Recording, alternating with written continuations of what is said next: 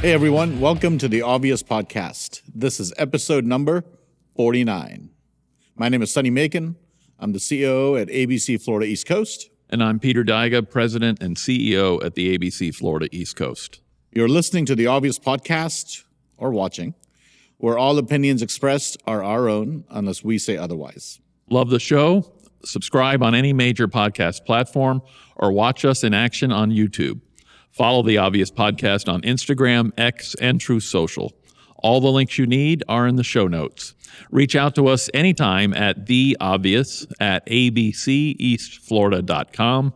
And if you're enjoying the ride, help others find us by leaving a review wherever you listen. Well, happy Friday, Sonny. Happy Friday, August 8th. August 8th. This is our 1-year anniversary of our first podcast upload or episode. Yeah, we first broadcast on August 8th, 2024. So happy anniversary. Thank you. It's been a Same to wild you. ride. It's been quick. Flew It's by. been amazing. So It flew by. some people might wonder, this has been a year. Why are we on episode 49? So Interesting question, Peter. I'm glad you asked that. So when we first initially went on the air in August 8, 2024, our plan was to do an episode every 2 weeks. We quickly realized, one, there was demand from the marketplace, so thank you for that.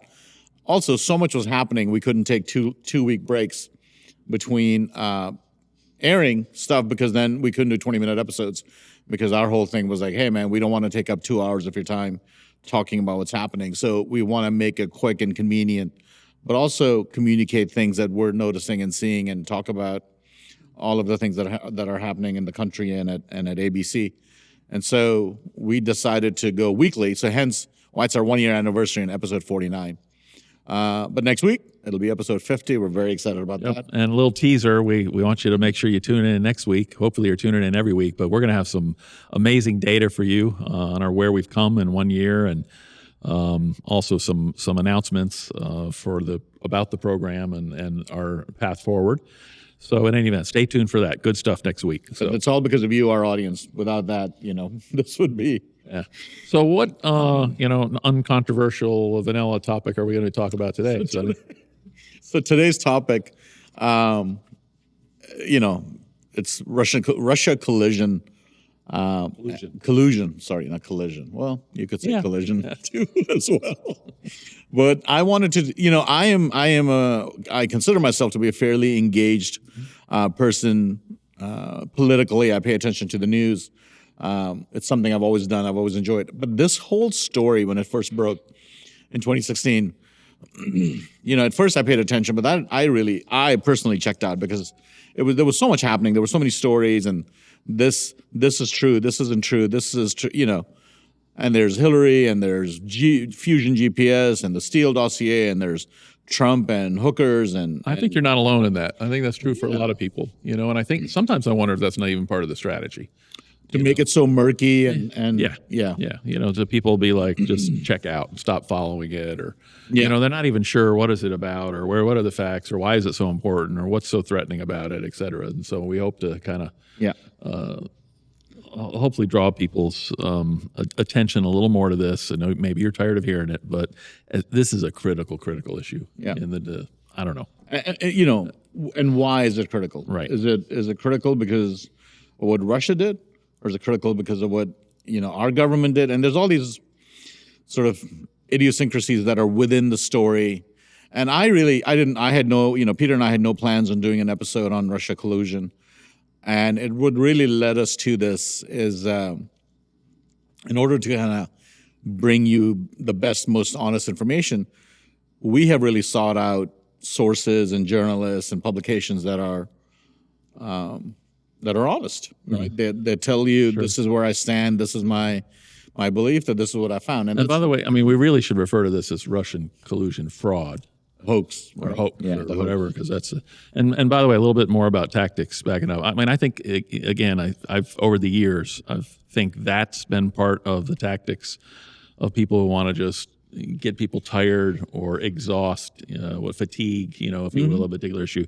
And another one you hear a lot in the past is, everybody does it. I know growing up, I've always heard both parties. Everybody does it. So they try to belittle, things and problems, and that we really should be or it should be part of our public consciousness, Yeah. And so in any event, I want to just, keep those things in mind as we talk through this subject. And so the last few weeks, Tulsi Gabbard has been releasing some information on this subject. And again, I'm bored with it. I don't really care. I'm not paying attention to it.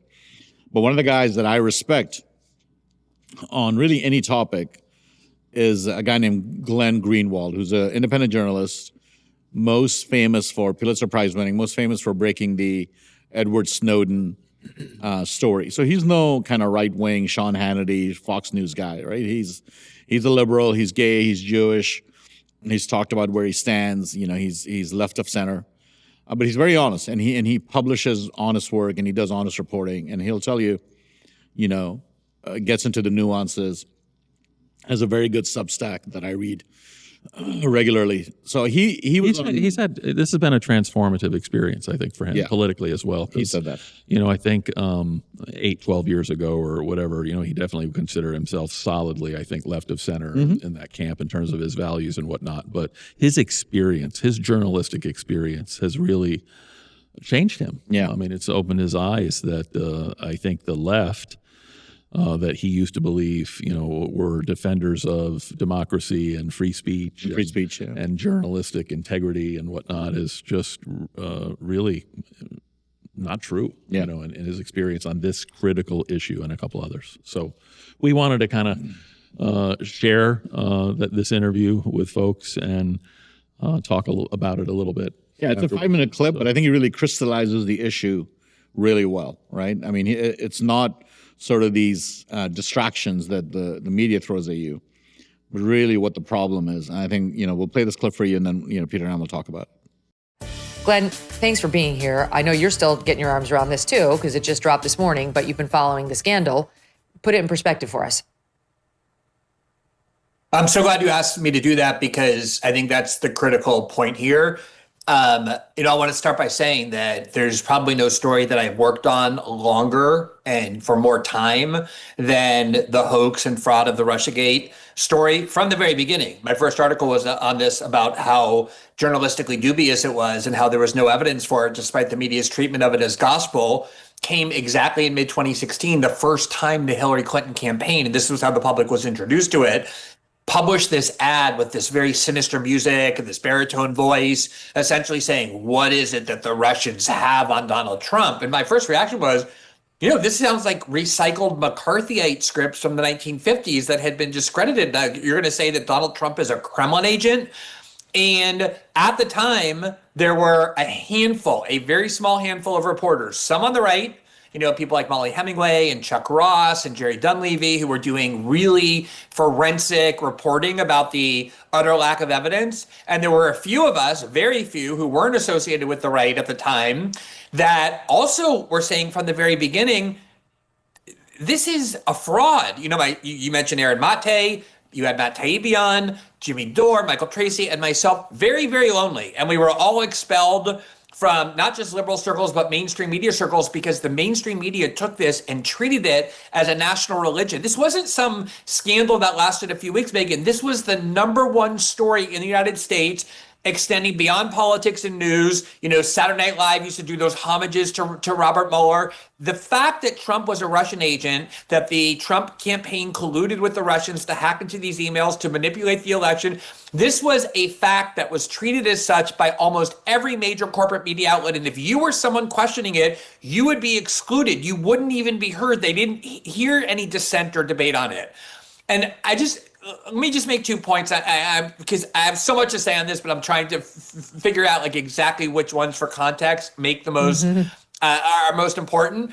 Number one is, I've spent most of my journalism career, now 20 years, focused on what I consider to be the sinister and evil aspects of the U.S. intelligence community, the CIA, the FBI, the national security state.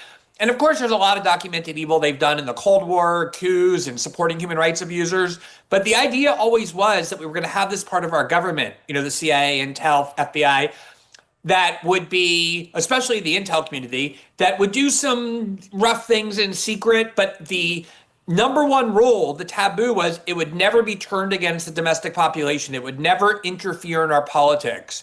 And after 9/11, that taboo was destroyed. My big story, that the first one I ever did, was the NSA spying on American citizens, even though it was supposed to be aimed at foreign intelligence. But what we saw in 2016 and in 2020, let's remember, was the CIA working with the FBI and other parts of the US government to disseminate absolute lies with no purpose other than to help the Democratic Party candidate win, first Hillary Clinton and then Joe Biden, and to defeat Donald Trump. The Russiagate fraud of 2016 and in 2020, the same people disseminating the absolute lie that all that reporting about Joe Biden and Hunter Biden in Ukraine and China, they claimed that was Russian disinformation to discredit the evidence, got it censored from big tech. Direct interference in our politics from these agencies that are supposed to have no role in our domestic affairs, based on absolute fabricated lies coordinated with the Democratic Party. That's the big first scandal.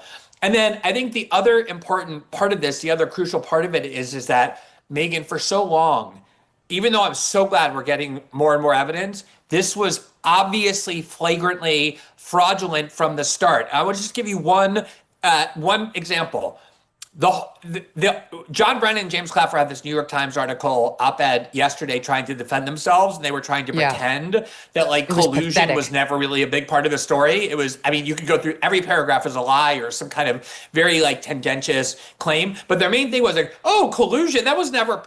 The idea of collusion was central to the entire scandal. It drowned our politics through 2018.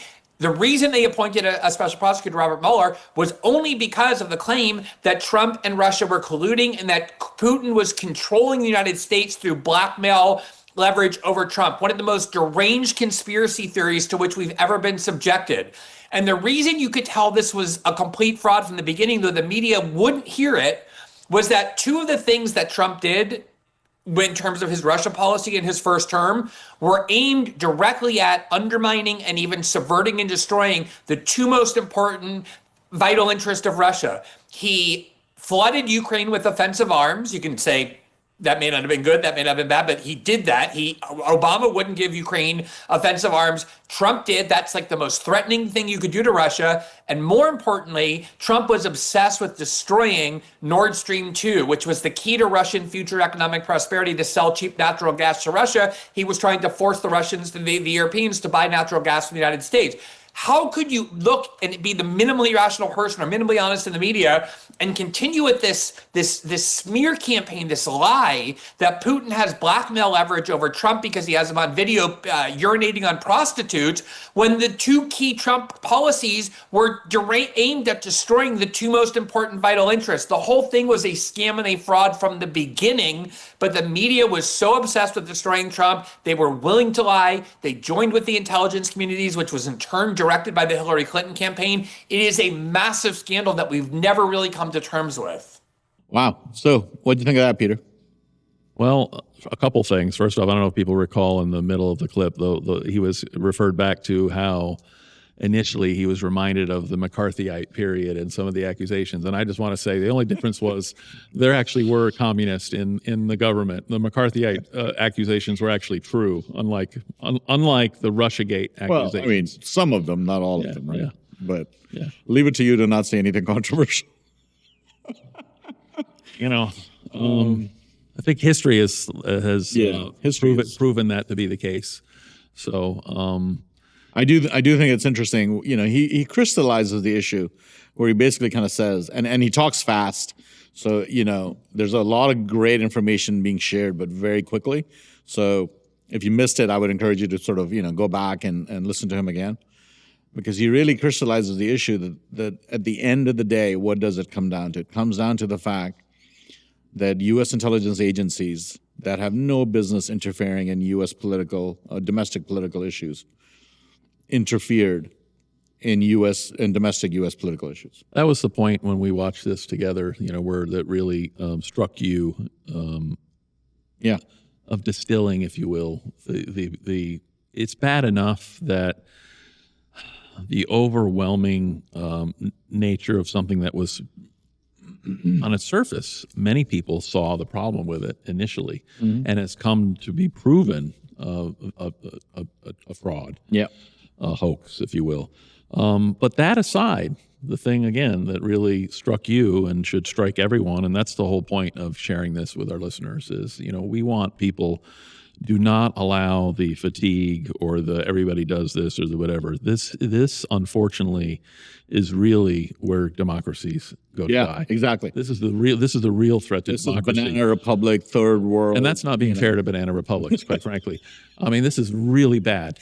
When your intelligence agencies, collaborate to turn internally on domestic politics, which is his point. They were, we were always confident and told, yes, our deep state did awful things internationally and supported coups and and assassinations and whatnot. But we always had a certain level of belief and confidence as Americans that they would never turn internally, domestically, on the country, on its people or its politics. And that's his point. Right.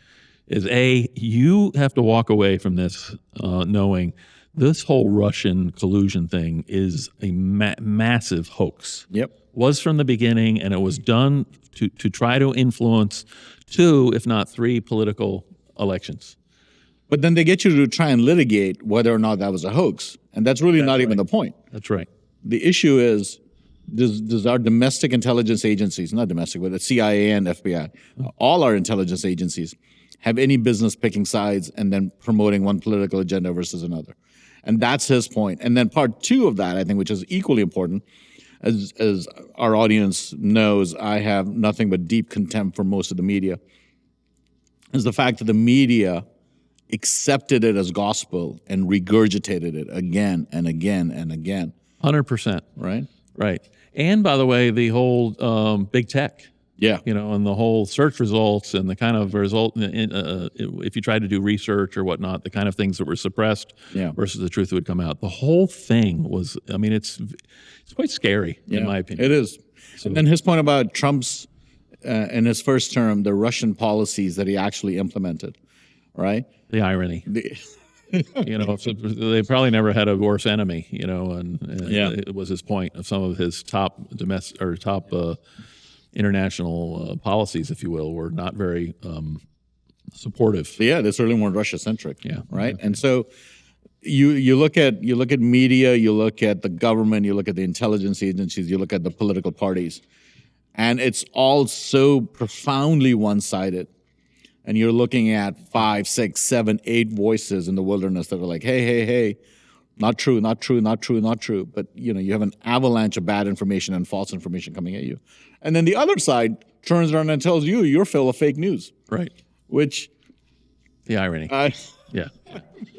So I also read another article where, on top of that, if you think about this, that they knew it was fake. They knew it was false. Yet they went and tried to impact domestic politics. They even tried to get Senate and House leadership to sign on to letters, claiming that this was bad and the collusion was bad, knowing that it was false. Nope. Just like they did on the opposite end with the cover-up for the laptop, just the corruption that was proven in the laptop that nobody ever touched. Yeah. Like, no, we have no business in this. So this is historic. It's never been done to this extreme, I think, again, to try to impact domestic politics. It's not something everybody's done. It should not confuse you about the truths of this issue.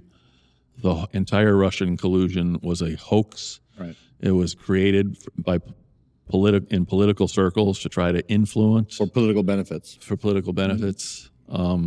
And quite frankly, that's something that this country shouldn't stand for. Yeah. I mean, it shouldn't. It shouldn't stand for it all. So I think that was anyway, we wanted to crystallize, and simplify something that really I had fatigue on. I was not paying attention to this issue. I didn't really care. 2016 was so long ago. But this interview with Greenwald, I was really impressed with, and I just was like, I wanted to share this with our audience to give you an idea of the why, like why it matters, why the story is important, right? Because they will try to get you to go down a rabbit hole, and you have lives and businesses and families and We're not keyboard warriors. I don't know why this should be controversial, but it probably is. But some people should go to jail for this. Mm-hmm. People should go to jail for this, Absolutely. and I don't know if they will. I mean, there's perjury committed. I don't know. Lying to Congress, and And again, they will try to use the fatigue, I think on the nation, to be like, let's just move on. But this is so critical to the DNA of who we are as a nation that if we allow it to happen and without somebody being punished for it, and I don't mean a scapegoat. We don't just need a scapegoat. no. But we need the, and I don't know, where do you stop? Where does the buck stop? Where do you, it was so pervasive, but somebody needs to go to jail. The left and the media is so constantly, and I remember in 2016, look at Trump. He hates the norms. He doesn't live by any norms, right? The respect for history. This is how we've always done it, like that kind of stuff. And how he's just destroying all these norms that we have as a political society and all this. And it's fascinating to me that something so profound, which destroys all the norms, we don't talk about. Yes. But they're having a fit because he put some concrete in the rose garden, and is putting these massive flags on, and they're like, oh, look at the norms he's destroying. So don't feel fatigued. Don't give up. Demand accountability. This is our country we're fighting for. We should not allow the deep state or government agencies and intelligence community to be involved politically. So any event. Thanks for bearing with us on this light subject this week. Make sure you tune in next week. We're going to have some great data for you on our 50th podcast next Friday. And we appreciate you listening and honoring us with your time. And we look forward to sharing another episode with you next Friday. Yep. And if you have any comments, just send us an email at theobvious@abceastflorida.com. Have a great day. Yeah.